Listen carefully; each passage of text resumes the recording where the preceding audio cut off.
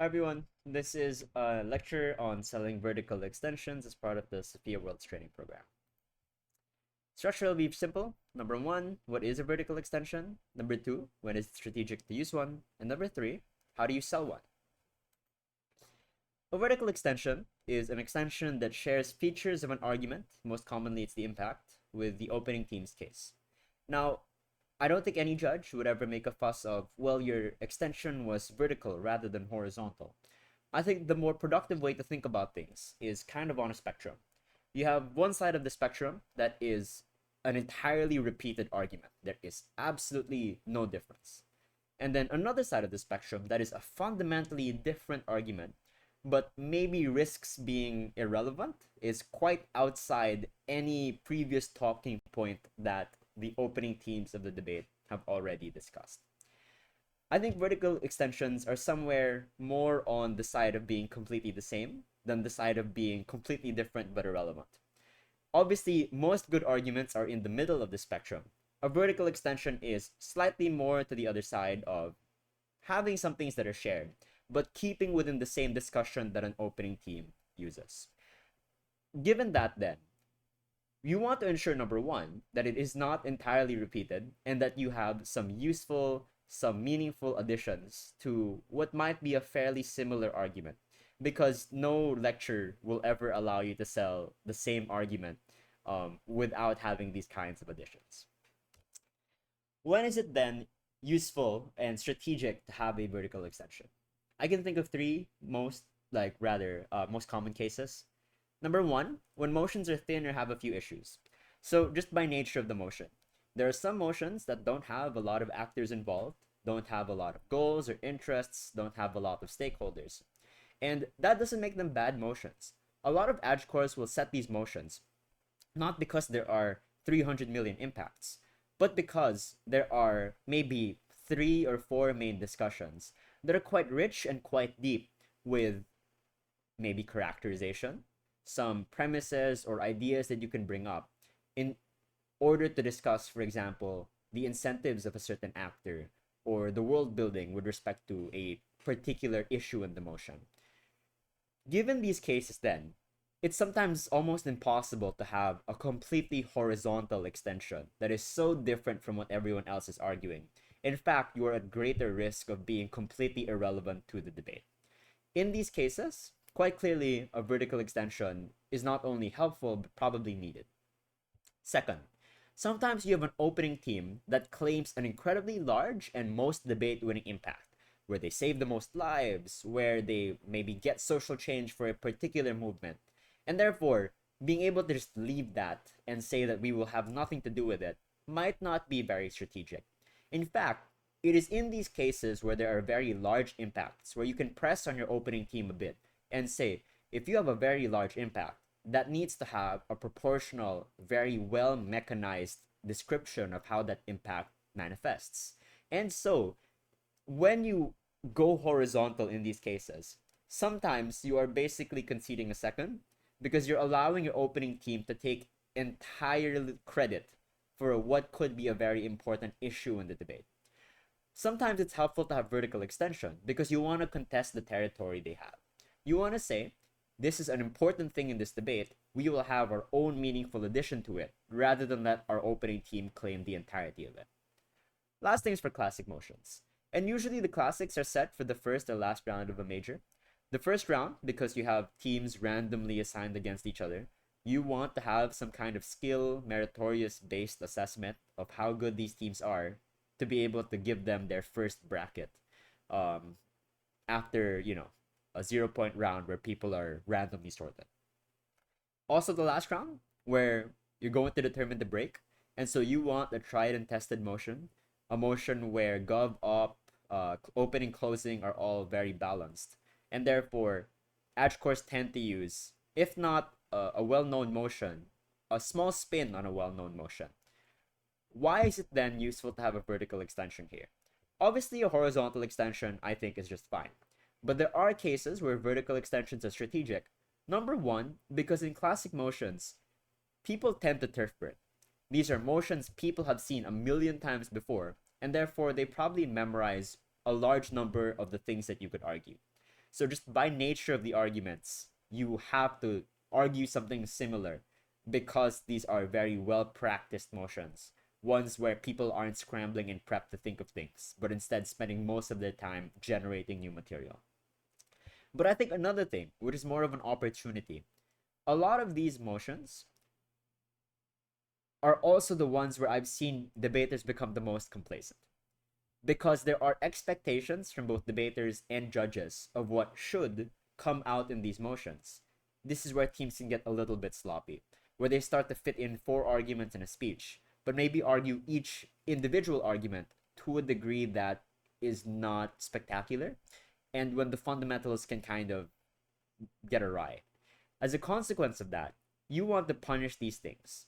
You want to make sure that even in well-known and practiced motions, debaters need to have very clean, very rigorous argumentation in order to ensure that they can't get away with just, I know you as a judge expect this argument to come out. I am arguing it because you expect it to come out, and you should give me full credit for it. I think these are the times where you have to be quite punitive and say, this argument was not well made. Here's our vertical extension that should claim most of the impact that was failed to be explained, or that was failed to maybe fully manifest as a consequence of the opening team's explanations. So how do you sell one? Number one, it's helpful to raise the burden of proof.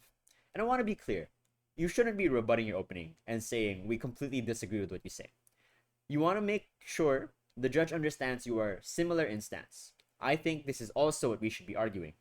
But you want to explain, here are the reasons they might not meet such a high burden of proof that they set out for themselves. Maybe you can use some of the opposing team's responses and show yourself to be more engaging, more responsive to the material that comes from the opposing team. Maybe there are just some things that are more important and more clearly connected to the motion that your opening team fails to understand. You should not contradict your opening, but you should punish them in the instance that they claim a lot but prove little. Secondly, is you can modify the impact. I've seen a lot of the time an opening team claim an impact using mechanism A, and then a closing team claim an impact using mechanism B. And when that happens, the opening team should win, assuming no difference and relatively equal mechanisms. Because they were able to argue first, and given a greater amount of time for the closing team to come up with something new, they came up with the same thing, just in a different way. There is no meaningful addition when you have a different road that goes to the same place. What you want to do then is when you introduce a different mechanism, either, as the first bullet point points out, it increases the amount of proof you are doing, and it is a better proof for what is the impact that both teams want to achieve, or if these are similarly compelling mechanisms, you have to change the impact in some way. Perhaps you achieve the impact, but maybe now it's a more accessible impact. Maybe the impact is achieved quicker. Maybe the impact changes in some way that is valuable, and therefore having a different mechanism is a meaningful addition in the debate. Last thing, in a vertical extension, this is where it's very difficult to snuff out what is new and what is not, and why that new addition to the case is a meaningful one to begin with. I would recommend being very explicit and consistently comparing yourself to the opening team throughout the speech. You do not want your speech to sound like, here's a new idea, interpret it as you will. You want to ensure that your speech throughout is explaining, here's the difference, here is the reason that difference is therefore more valuable than the opening team.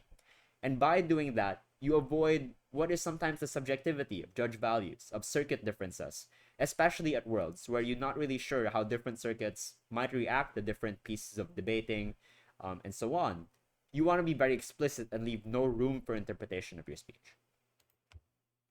All right, let's give an example. Let's say we're in opposition on the motion, this House would allow the use of experimental treatments. Opening opposition makes an argument on informed consent. Number one, the drug has not undergone or not finished testing, and because of limited information, a patient cannot accurately weigh pros and cons. Sensible. Second, there are friends and family who want you to get better and will pressure you. Since they're desperate for any treatment, they may convince you to take it against their own decision. Therefore, people can't meaningfully make a choice because number one, the information is skewed, and number two, there are other people influencing your decision. How does closing opposition come into this? First is to enter. Here's how we'll be different. We will make the same argument on informed consent, but make an important contextual addition. There are dangerous profit incentives that come from drug manufacturers as a consequence of this motion. So we make the claim that companies do not profit during FDA testing, and this allows them to skip the process. During the testing period, they're unable to sell to clients, they're unable to sell to others. And what this does is it encourages them to skip this process, because by skipping the process, you can directly sell to consumers. So when companies would have otherwise passed and undergone experimental treatments, they are instead more likely to skip out on them altogether. How does this then change the claim on informed consent? Number one, let's raise the burden of proof. Yes, these external pressures exist, but it's also entirely possible that while they might force you to take a treatment against your will, they could also, because of that same care and concern, be afraid of what experimental treatment might do. This does not rebut the argument that comes from the opening team, but it does say it's much more uncertain than they point it out to be. The more perverse incentive is profit in three ways. Number one, drug manufacturers are able to lobby for public insurance or negotiate with private insurers for the coverage of this treatment in insurance plans over others. Second, physicians have a perverse incentive to be able to prescribe these treatments. So, in the instance that there are profit motivations because you get a cut or there was pharmaceutical advertising related to this treatment, there's therefore a profit incentive for the people who you should have trusted to be able to give you a prescription. Third, this prevents the development of drugs that could have otherwise undergone rigorous FDA testing. So, some of these drugs might have been willing to go through this testing process and would have changed their formulation, for example, in the instance that they had failed the FDA testing process. But instead, they will skip this process altogether. How do we weigh this then? Number one, beyond an ability to weigh pros and cons, this could actually reduce the number of options available. Because we could have had the option for both an effective and a safe drug, but what this might do is push drugs to only be effective at the risk of not being safe, since they no longer have to ensure they can pass FDA testing. Secondly, the actors involved have significantly more power and authority compared to those that OO discusses. So in the instance that there is an experimental treatment that could actually be quite dangerous, there is a greater authority ascribed to a doctor or a physician when trying to give you and recommend that treatment than maybe just your friends and family that don't have the same degree of medical authority. Third, it's more difficult to assess this risk when the same actors that communicate these to you profit from your treatment. So, your information for very technical and very scientific discussions of experimental treatment depend heavily on a doctor, because you might not be able to understand this without a medical degree. But the people who help you understand this and make an informed decision are the same ones that are going to profit from that very same decision, and therefore there is a strong conflict of interest that could be involved. All of these are significant additions, therefore, to the argument on informed consent. All right, that's all. Thank you so much.